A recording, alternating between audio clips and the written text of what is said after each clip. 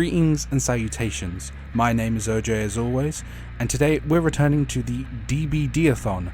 Yes, I'm aware how bad that name is still, but I'm refusing to change it because I'm stubborn as all hell. And first things first, I would like to make some corrections on my last video, that being about the Trapper. Just to give everyone a heads up, I am a killer main by definition. I play way more killer than I do survivor. Not to say I don't play survivor, but if you were to create a little chart of how often I play survivor compared to killer, it's like one survivor game for every 25 killer games. But I have played both sides, I understand the struggles of both sides, don't worry, this isn't just coming from a fellow who only plays killer and nothing else. And for those who need a refresher, in this DBDathon I will be covering every single killer in the game, from Trapper all the way up to the recently released Springtrap, going over their gameplay, their story, though briefly because I'm not a lore guy, their perks, like their teachable perks, cosmetics, what I think of them, etc, etc. And today's subject is one of the original three, the one that came after Trapper chronologically, that being Philip Ojomo, also known as the Wraith. And to begin this video, just like I did with Trapper, I would like to read out his in-game bio. Philip Ojomo came to this country without anything than hope for a new beginning. He was happy as he got offered a job at Autohaven Wreckers, the map that's actually in-game, a small scrapyard where bribed cops turned a blind eye for the somewhat shady business that took place. Ojomo didn't care. He had seen criminal activity up close in his homeland, and as long as he didn't get involved, he let things be. He just fixed cars and handled the crusher, something he did really well. A car went in, and a small metallic cube came out. It was not until one gloomy day that he, just by accident, saw some blood coming from one of the uncrushed cars. As he opened the trunk, he found a young man, gagged and with tied hands, with panic-filled eyes. Ojomo freed the man, who managed to run 10 feet before Ojomo's boss stopped him and slit his throat. As Ojomo demanded answers, he got explained to him that he'd been doing nothing more than a simple executioner job, as more or less every car had a soul in them, as this was a service the scrapyard provided to certain clients. Ojomo snapped and went ballistic. He threw his boss in the crusher and let it slowly compress. As the head stuck out, Ojomo grabbed it and pulled the head and spine out of the body. Then he left and was never seen again. Fun fact, by the way, said head and spine is actually the Wraith's weapon, which leads me on to the next topic, that being Wraith's design. Now, in my humble opinion, I think of the original three, that being Trapper, Wraith and Hillbilly, I think Wraith has the weakest design of the three. His weapon, as I just mentioned, is really cool. It's a very unique design for a weapon. Using a human spine and skull with like a blade attached to it, that's really cool, really different. I haven't really seen that before. I've seen people use like skulls and bones as clubs, but not much more. But I think where the issues lie in his design for me is that from the waist down, he's relatively boring. Like, I don't know how to put it. Like, his upper half with the cloak and the weird, I don't actually know what's wrong with his head, like the weird like wooden growth off of his head. His head looks weirdly wooden. I don't know if that's just me. I always thought that. I think that part's cool, like from the waist up with the cloak, wooden head, blah blah blah. But the lower half is just bandages and nothing much more. And the thing is, because of the cloak, there is a distinct separation between the top and bottom half, which results in the bottom half standing out and the issues I have with it standing out further. But it's still like, you know, he's still one of the original three. He's still iconic. I would recognize him the second I see him. And of course, his power is technically part of his design, and the bell being like a skull that he holds and hits, I think that's a really cool design as well. The skull motifs with his weaponry and his power are really cool in my opinion. Speaking of the bell and his power, that leads me on to his gameplay, starting, well, with his power, that being the Wailing Bell. With this bell, Philip, the Wraith, etc., is able to hit it and enter a cloaked state in which he has faster movement speed, and is invisible. Well, kind of invisible. You can sort of see this weird, like, shimmery effect around him. So he's not, like, completely invisible, but he's damn near close. He also has no terror radius, so you don't know he's there until you physically can see him. So he's technically... He is the first stealth killer. He was there with the game's release, after all. And, you know, I really like this power. It's simple. Oh, and I can't forget to mention that when you exit stealth, you get a burst of movement speed, which helps with obviously catching up because you get slowed down when you hit the bell. I'm sure if you've ever played Dead by Daylight, you know that. But I really like this power. It's a fun, simple power that I think can lead to a lot of interesting gameplay. I really like the movement speed burst you get when exiting the bell, because it allows you to pull off hits that you probably shouldn't be able to. Plus, you can always do fun stuff like having, is it coup de grace from the clown, which increases your lunge range, as well as that the perk from the Houndmaster, which makes your lunge range even further. Like, I think Philip, or the Wraith, has the ability to have the longest lunge in the game, if I'm not mistaken. Like, exit bell, have both of those perks at the ready. Your lunge is going to be like cross map stuff, which is pretty fun. But yeah, I think his power, and then, by the way, his power leads into his general gameplay. A lot of people play him in a hit and run sort of sense. I mean, I'm sure you can see it from the gameplay in the background. By the way, my gameplay. I do the hit and run stuff, because that is kind of how he's almost designed to be played. You sort of get your hit, cloak, hit someone else, and then by the time everyone's injured, then you can actually start downing people. But I think his power leads to some fun gameplay. Like, you can mess around with... He has an add-on where it makes it hard to tell what direction the bell is coming from, and that can lead to some fun mind games where you like hide behind a wall whilst the survivor's standing on a pallet, and you can kind of like zip round and hit them before they can even react. I like that gameplay about him. And I mentioned it in the Trapper video. I also think Wraith is probably the beginner killer. If anyone were to start playing Dead by Daylight, I would suggest they actually start with the Wraith, because not only does he make it easy to get into a chase, because, you know, you're invisible, and 20 times faster, you can kind of just appear next to survivors. He also is really simple to understand. There's obviously a lot of tech and hidden mechanics to him, like the whole... I mean, obviously a beginning killer isn't going to know how to body block properly, and that's a thing that Wraith can do, and you kind of need to do it to succeed as him. And as I said earlier, with the whole like mind gaming palettes, even if a new killer doesn't do that, they'll still find some form of success, because he is easy to play, like very easy. And I think he's way better as a beginning killer than the Trapper, who is almost designed and handicapped by the fact that he's designated as the starting killer. It's why his gameplay to this day is still clunky. And I forgot to mention this in the last video. I had a little rant about how Trapper has to go get his power. I forgot. Springtrap, he throws his like axe, right? He can just call it back. He doesn't actually have to go pick it up out of the environment. That just goes to show how stupid the whole picking up the traps thing is for Trapper. But anyways, this is a Wraith video, not a Trapper video. I could complain about Trapper's weird design for ages, but with Wraith's actual, you know, gameplay and his design covered, I would like to talk about his teachable perks. Now, the first of the Wraith's perks is called Bloodhound. Like a hunting scent hound, you smell traces of blood at a great distance. Pools of blood are shown in bright red and can be tracked for 2, 3, or 4 seconds longer depending on the perk level, with flavor text reading, "Pebbles shimmering in the moonlight, my life drips down in a trail so easy to follow."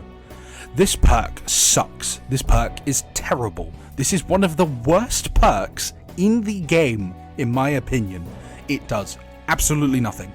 Why on earth would you need to see pools of blood brighter when, I'm going to be real, they're really obvious in most environments anyways, and if a survivor is running away from you, you're going to see the scratch marks. Who's following specifically the blood trail? Why? This perk sucks, and it sucks that it's on a beginning killer, because people are going to get that perk if they prestige him or something, and it's going to be useless. I've never found a use for it. I've never even used it. Thankfully, his second perk, Predator, is a bit better. Your acute tracking ability allows you to find lost prey more easily. When a survivor loses you in a chase, their aura is revealed to you for 4 seconds. Predator has a cooldown of 60, 50 or 40 seconds depending on the perk level. And the flavor text reads, "Never stop moving and hope you're always 2 steps ahead of the beast." See, Predator used to be, I believe, scratch marks would appear closer together. That sucked because it actually made it harder to track people, but it got changed and now it's aura being revealed after they leave a chase, which weirdly enough has some niche benefits and niche uses. I know there's a guy on YouTube who plays the Dredge and he uses Predator on the Dredge, and I think that actually can work because you can almost intentionally drop a chase and then teleport to a locker as you're watching the survivor run away. So it has its weird niche uses, and I think it's pretty okay. Could still be better though. Finally, we have Shadowborn. You have a keen vision in the darkness of the night. When blinded by any means, you are granted a 6, 8 or 10% haste status effect for 10 seconds. Shining, with flavor text reading, shining in the darkest dark, his eyes pierce the night and sting your soul. Again, this perk is really bad. It really sucks. Because, let's be real, majority of the time, when you're blinded, it is usually in a point where you're stunned in some way, shape or form. Like say a survivor drops a pallet on you and then blinds you. By the time the blind effect wears off, you have like, what, 6, maybe 7 seconds of this haste. It doesn't do anything. By that time that the survivor has stunned and blinded you, they've already ran off to Narnia. You're not going to catch them because of Shadowborn. Like, just live with the blind.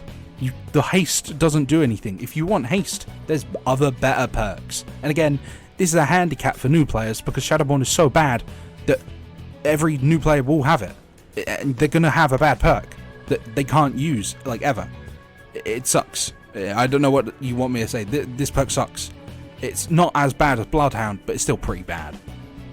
With his gameplay / perks now discussed, I would like to move on to talking about his cosmetics, and just like the Trapper video, I'm going to talk about my least favourite and favourite cosmetics specifically. And again, as a reminder, when it comes to least favourites, I am restricting myself to not picking anything below a very rare skin, because again, if I were to pick a least favorite and I was just picking any skin, I pick one of the terrible yellow recolors where they just, oh, here's a red color on Wraith's cloak. Yeah, I'm not going to do that. I'm going to pick a skin that is an ultra rare or higher.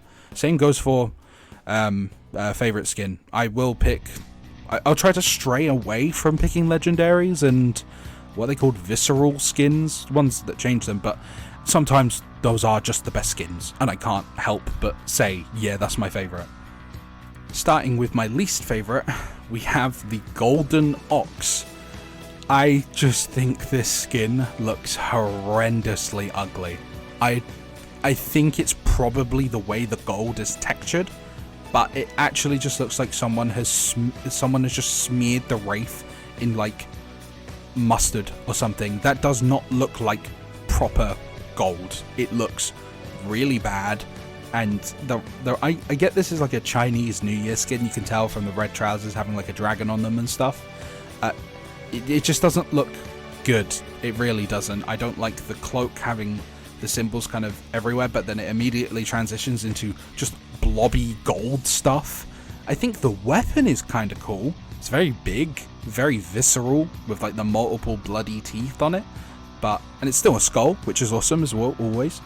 But like the head with the golden, it just looks bad. I think it's the gold texture just doesn't look good. It looks fake. It looks like fake gold, and I'm just not very fond of it. It just looks wrong.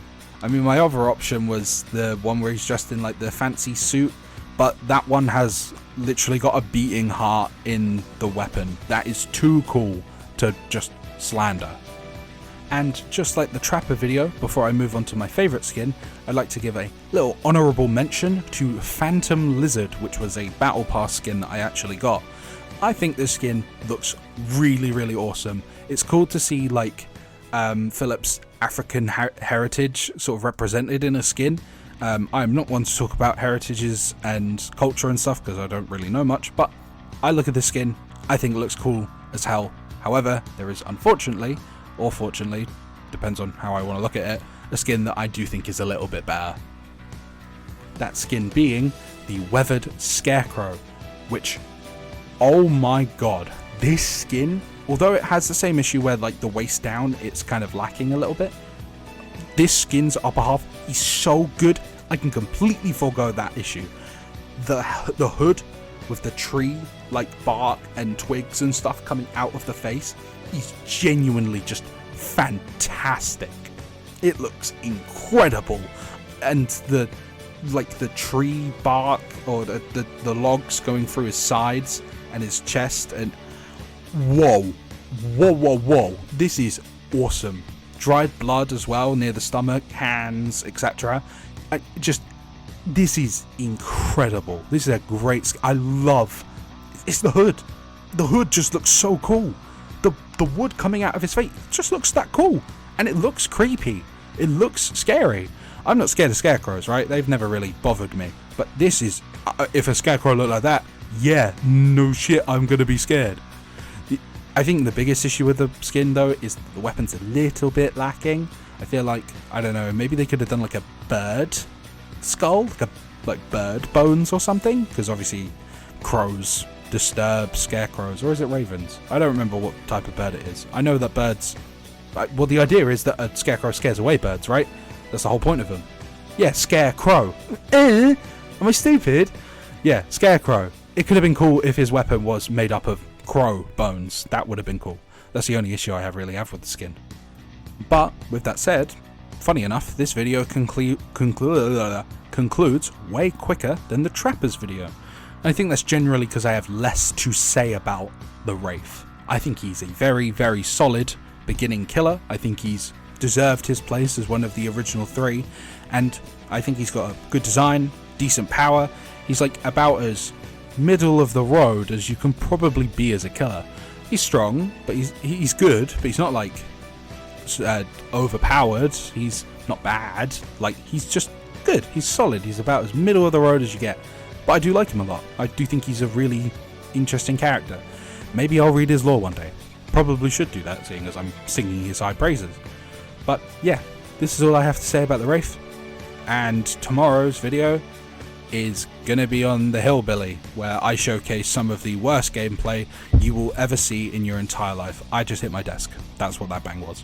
Yeah, I can't play Hillbilly to save my life. So look forward to that. Look forward to some of the worst gameplay you've ever seen. I hope anyone that plays Hillbilly doesn't watch my video, because they will probably die inside watching me. But yep, with that said, I hope you have a good evening, afternoon, morning, etc. And I hope you're enjoying the DBDathon. And if you did enjoy this video, like, subscribe, comment, all the usual stuff. I'll see you in the next one, which should hopefully be up tomorrow. Oh, and I forgot to mention, I'm going to leave the background footage playing because I'm relatively proud of my gameplay. And you can obviously disappear now if you so wish, but if you wish to enjoy my gameplay, it is there and will continue to be there till the end of the video. I didn't go through recording and sitting through killer queue times for nothing, you know? But yeah, again, hope you have a lovely evening, afternoon, morning, etc. And I'll see you in the next one.